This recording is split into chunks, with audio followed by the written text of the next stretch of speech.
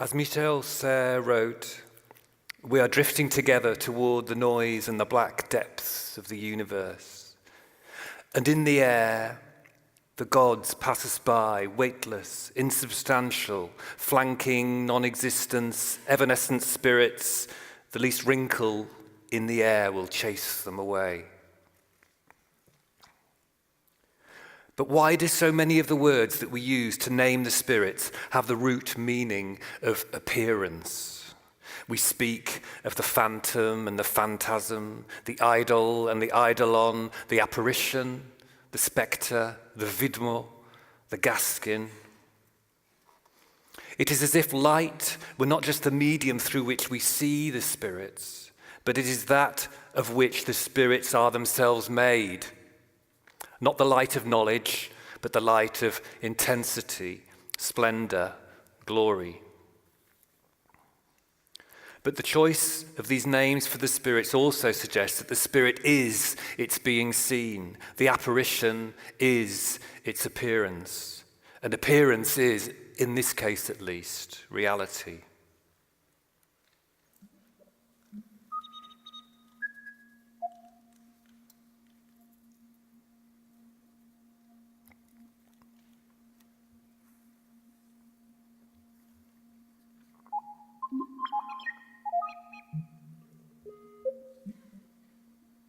At the heart of our demonstration tonight is an apparatus.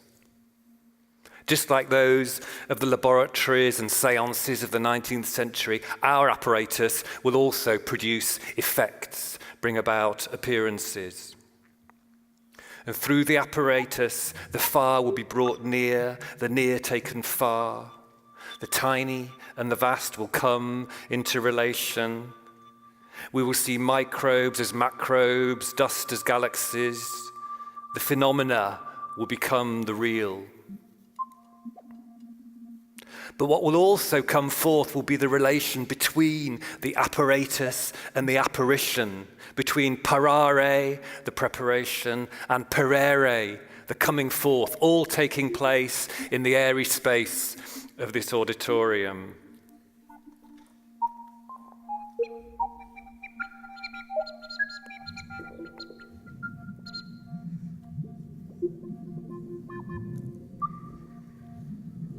Of what is this air that echoes in this space? What are these drafts and masses that penetrate or mingle with one another? Floating and fleeting associations of gas and dust and vibration that get torn up or entangled as they twist into some high-up vent. The skin and air intermingle, each so near to the other, there is no space between. Gillian Wigmore's words reveal an aerial poetics, a poetics of enunciation in, with, and through air. We can further specify tonight's aerial poetics as an Epicurean poetry that does not merely use air as metaphor, but attends to the exact ways in which air flows, permeates, and settles. Hermes charmed the air with his lyre. He charmed the air, and thus he charmed Argos, the being made of eyes, Hera's panopticon, the one of unfailing watchfulness. Hermes tricked Argos to sleep with a poetry that was pure resonance, pure chord, irresistible frequency.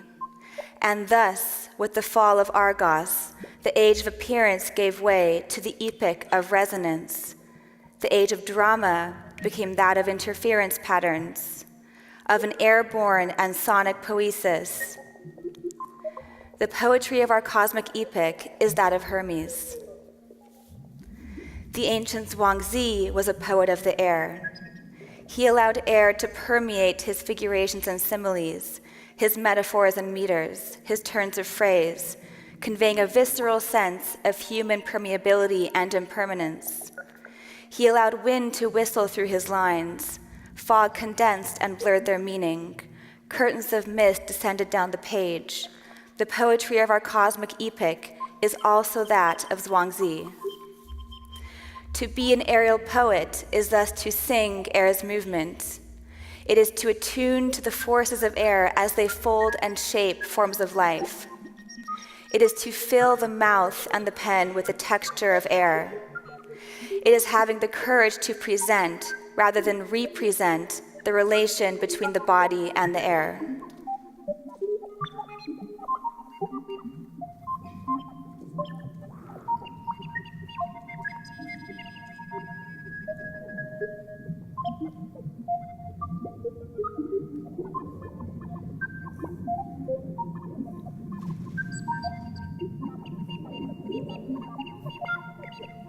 And what is air for us here in this auditorium?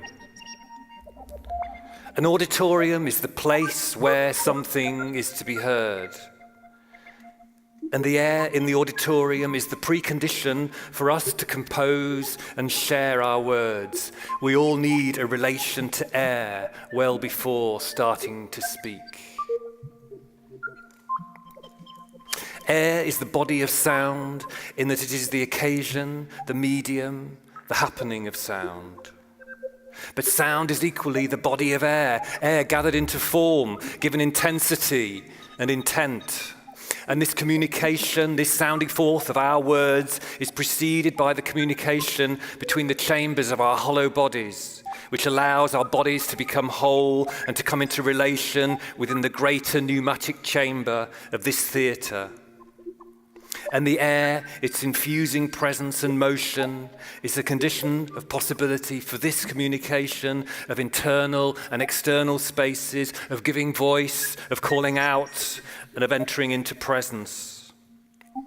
The air also precedes the apparatus and the apparition, the preparation and the coming forth. For the apparition is the movement of air and its denizens. And the air also connects our bodies, all our bodies and the apparatus.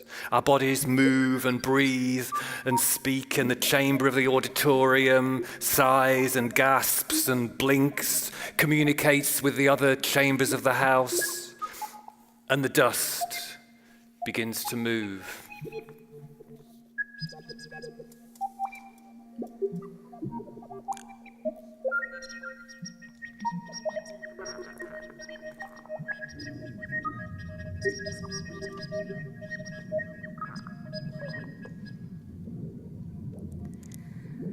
Enveloped in the Earth's atmosphere, we are not closed but open to cosmic materials and energies.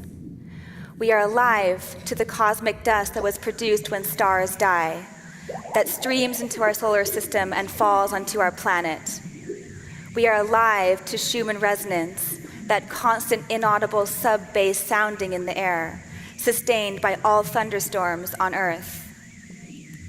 Today, we think of the air and dust and light as separate things. We put in separate boxes the gaseous atmosphere and its suspended particles and the radiation that passes through. But for the ancients, spirit and air and clouds and light were not so clearly separated.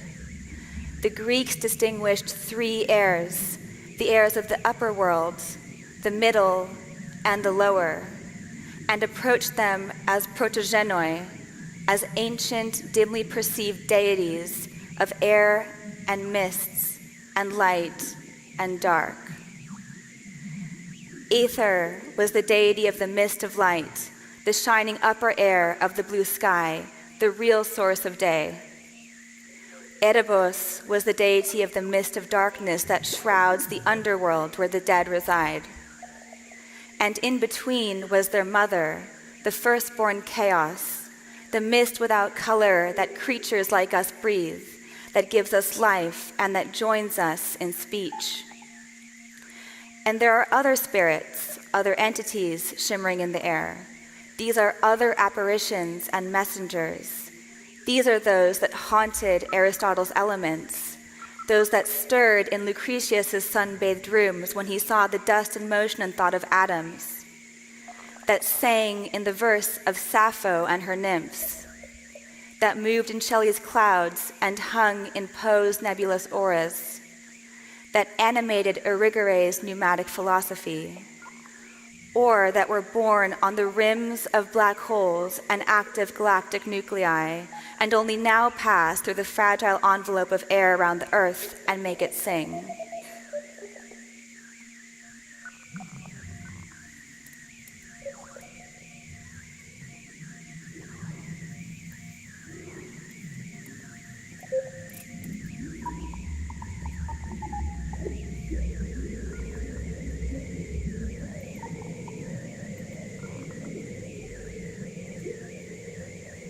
In the apparition, we see the presence of other protogonoi, other ancient beings flanking non-existence, beings that belong to the machinic phylum of discrete patterns of motion and self-organization that have reproduced themselves over and again, incarnating in diverse substrates, living and non-living, from galactic clusters to the movement of tectonic plates and even the operation of markets. But how can we link the near and the far, the large and the small, without the illusion of the Eames's smooth zoom? What is the relation between the vibratory cosmos of this apparatus and that in which our home galaxy moves among superclusters of celestial filaments and nebulae? Can we really consider a particle of dust and a cosmological entity in the same web of relations, a web that does not produce hierarchies of space or scale, but proximity and synthesis? We can do so with the apparatus and the apparition, with the enveloping air that holds them and us in its embrace, and with the ghost numbers, the numbers through which the world unfolds and informs itself in continuous motion.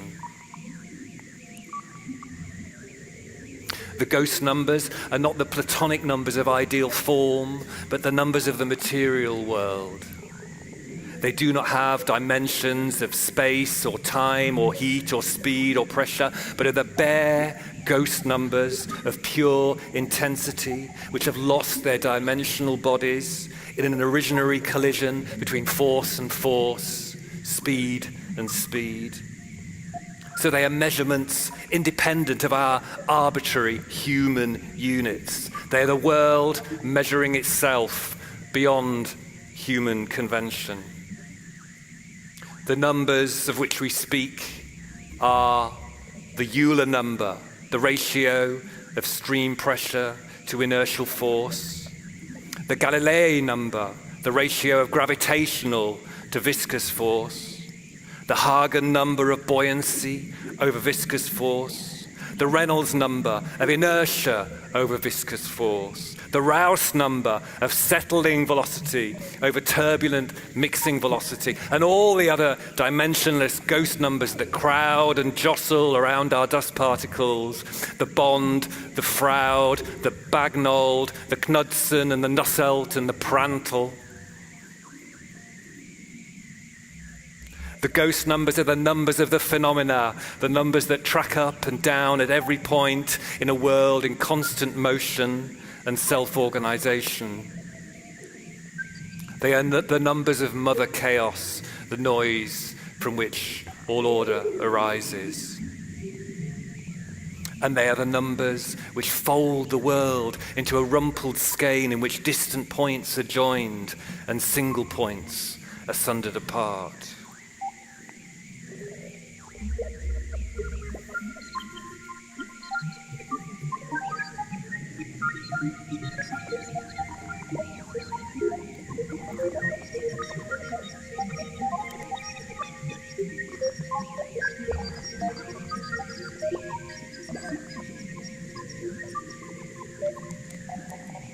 Fiat lux, let there be light.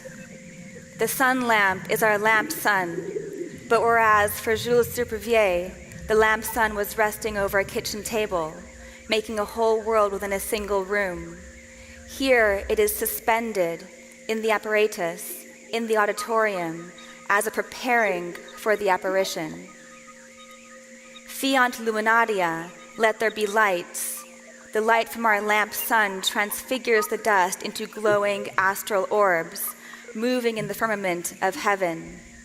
The lux in its originary splendor generously cascades its excess of being into the lumen of diffracted light.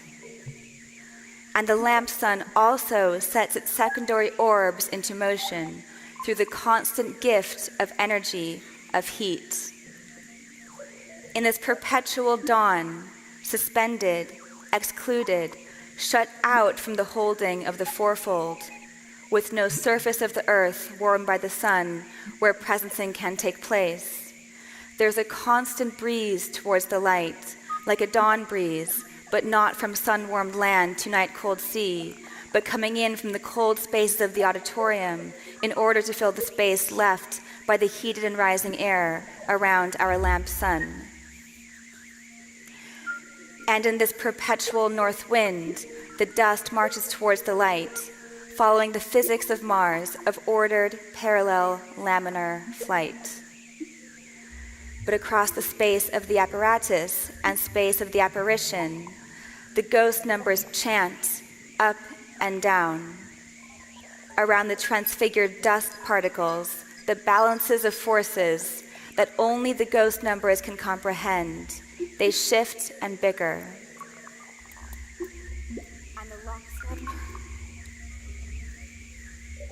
And the lockstep of laminar, martial movement from right to left is broken by the clinamen of Lucretius, the deviation, the swerve. The solar despot of our Olympian lamp can never fully rule, never prevent the generative power of dissipation and the tumult of the wider auditorium. And as the eddies form and cascade down in scale, lowly aerial spirits known to the Greeks may presence themselves to our eyes and then to our ears in the auditorium one by one. The anemoi,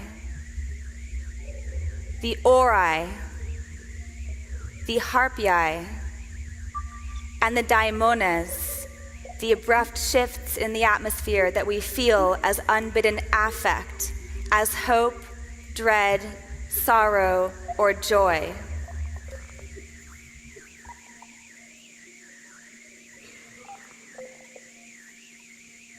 Pick a speck of dust, not a raisin this time, and watch it move as the ghost numbers track up and down around it, the numbers of Rouse and Reynolds and the coefficients of drag and lift. Is it at the mercy of the local intensive gradients, or can this limbed, transfigured micro-orb wake into new life? The apparatus is impatient. It refuses to wait for the air and its dust to find its own dusty abiotic form of life, its own self-positing, its own version of the needful freedom of living things that 4 billion years ago brought a new form of inhood into the world. Appearance is reality, but it is also deceptive. The apparition is a setup, a shakedown, a hustle. The apparition has been prepared in the apparatus. But the victims are not you, dear friends. It is the dust that has been tricked by the apparatus, tricked tonight into a form of life and freedom and choice that it has not chosen. So let us spell out the steps in the functioning of the apparatus, although wherever we start can only be an arbitrary cut in a self-propelling loop. 1, the dust and its trajectory through the light beam becomes an apparition on the screen. 2, the apparition is given a voice, is made to whisper. 3, the whisper is amplified to a roar, and the roar shakes the air around the light beam like a spiritualist table. 4, the air shakes the dust that is born by the air.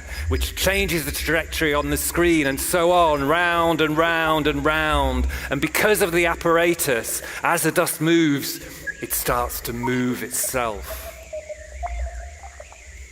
And here is the next twist.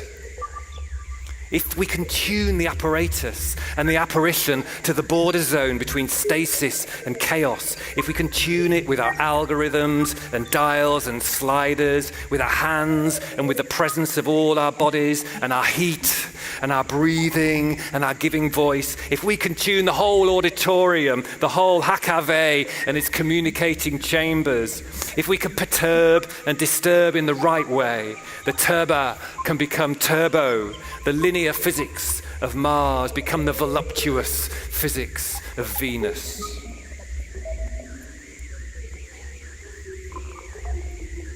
And as we and all the entities gathered in this auditorium continue our drift up the entropic stream toward the noise and the black depths of the universe, as the assemblage of the apparatus and the apparition and the surrounding auditorium and all of us held within it hover on the boundary between equilibrium and non-equilibrium, that shoreline, that fertile zone of ebb and flow between stasis and chaos, we may see a new form start to appear in the motion on the screen and hear it give voice in the volume of the auditorium.